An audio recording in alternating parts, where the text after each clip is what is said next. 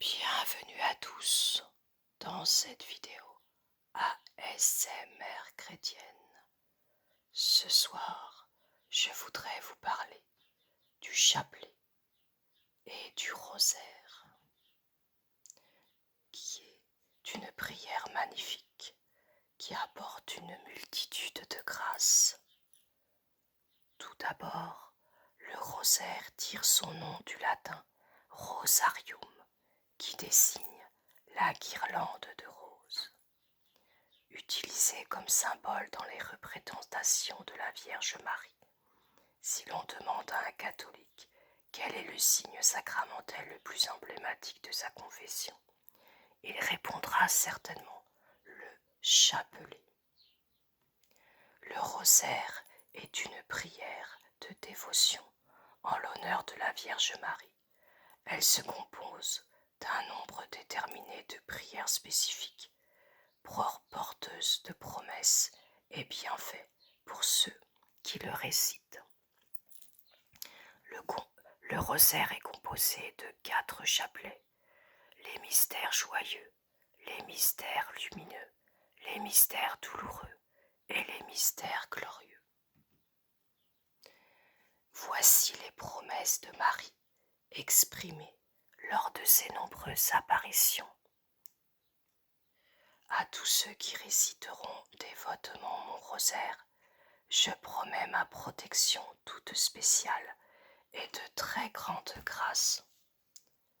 Celui qui persévérera dans la récitation de mon rosaire recevra quelques grâces signalées. Le rosaire sera par exemple une armure très puissante contre les forces du mal.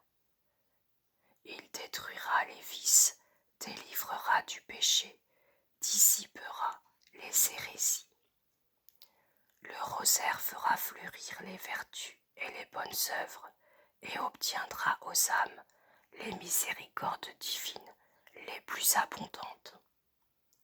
Il substituera dans les cœurs l'amour de Dieu à l'amour du monde, les élevant au désir des biens célestes et éternels.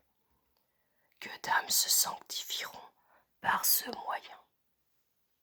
Celui qui se confie en moi par le rosaire ne périra pas.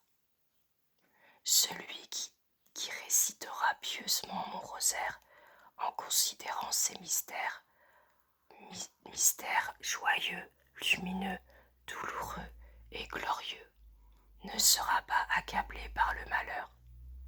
Pécheur, il se convertira. Juste, il croîtra en grâce et deviendra digne de la vie éternelle. Les vrais dévots de mon rosaire seront aidés à leur mort par les secours du ciel.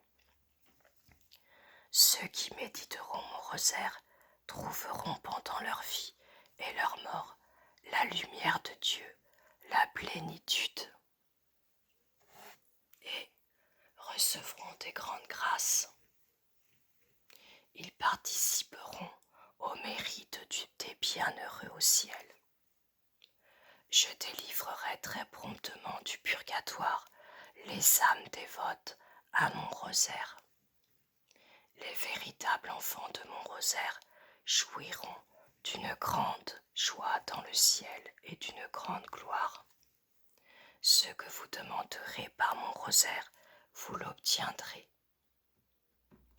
Ceux qui propageront mon rosaire seront secourus par moi dans toutes leurs nécessités.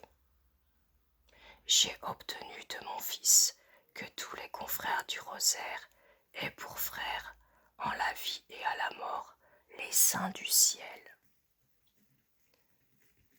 La dévotion à mon rosaire est un grand signe de prédestination. Et voici les bénédictions du rosaire d'après l'Église catholique. Les pécheurs obtiennent le pardon, les âmes altérées sont rassasiées, ceux qui sont liés voient leurs entraves brisées, ceux qui pleurent trouvent la joie, ceux qui sont tentés trouvent retrouvent la tranquillité. Les indigents reçoivent du secours. Les religieux sont convertis et affermis dans leur foi. Les ignorants sont instruits. Les vivants triomphent de la décadence. Les morts sont soulagés. Les morts sont soulagés. Les ignorants sont instruits. Les morts sont soulagés par suffrage universel. Les 8 bienfaits du rosaire. Dans son ouvrage La force du rosaire, Saint Louis Grignon, Saint Louis-Marie Grignon de Montfort détaille les bienfaits du rosaire. Il dit que le rosaire nous élève insensiblement à la connaissance parfaite de Jésus-Christ. Le rosaire purifie nos âmes du péché, nous rend victorieux de tous nos ennemis. Le rosaire rend la pratique des vertus facile. Il nous embrase de l'amour de Jésus-Christ. Il nous enrichit de grâce et de mérite.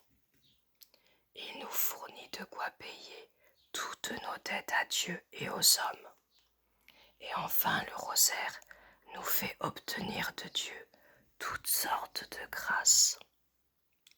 Voilà pourquoi il est bon de continuer à méditer avec amour le rosaire. Et si vous n'avez pas encore commencé à le faire, sachez que c'est peut-être par là que le Seigneur vous appellera à devenir son fils, le fils de sa très sainte mère et frère de son fils bien-aimé, en aimant et priant avec dévotion Marie, notre mère, pour toujours.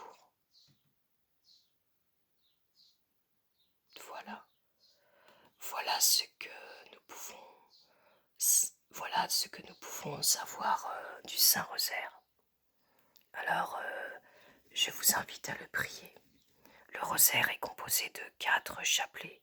Nous avons tout d'abord les mystères joyeux.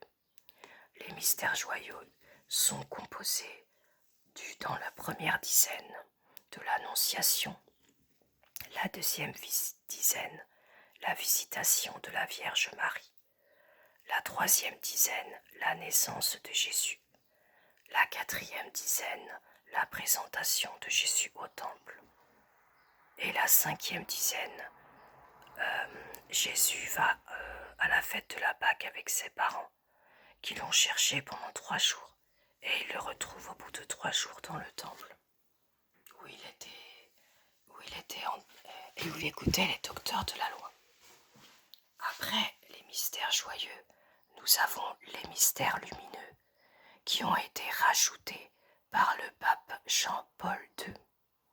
Alors les mystères lumineux commencent par le baptême de Jésus, puis par les noces de Cana. Ensuite, pour la troisième dizaine, nous avons Jésus qui enseigne la parole de Dieu. Dans le quatrième mystère lumineux, nous avons la transfiguration du Seigneur. Puis, pour la dernière dizaine du mystère lumineux, nous avons les mystères de la Sainte Eucharistie, l'institution de l'Eucharistie. Après les mystères lumineux, nous avons les mystères douloureux, qui représentent la passion du Christ. Le premier mystère lumineux est l'agonie de Jésus au jardin des Oliviers.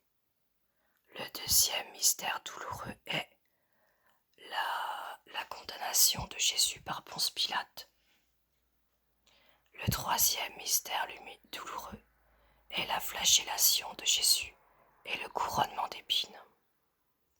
Le quatrième mystère douloureux est le portement de la croix, où Simon de Cyrène aide Jésus à porter sa croix.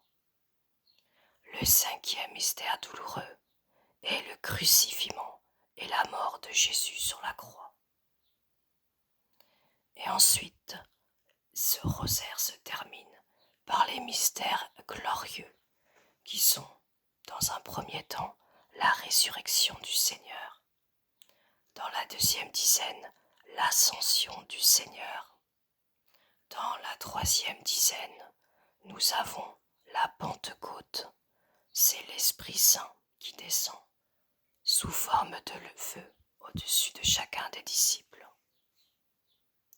Le quatrième mystère glorieux, c'est l'Assomption de la Vierge Marie, qui monte au ciel avec son corps, auprès de son Fils Jésus, qui la reçoit avec un amour tout divin. Il lui présente la terre, comme s'il lui conférait un pouvoir particulier.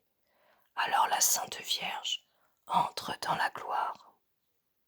Le dernier mystère glorieux est le couronnement de la Vierge Marie.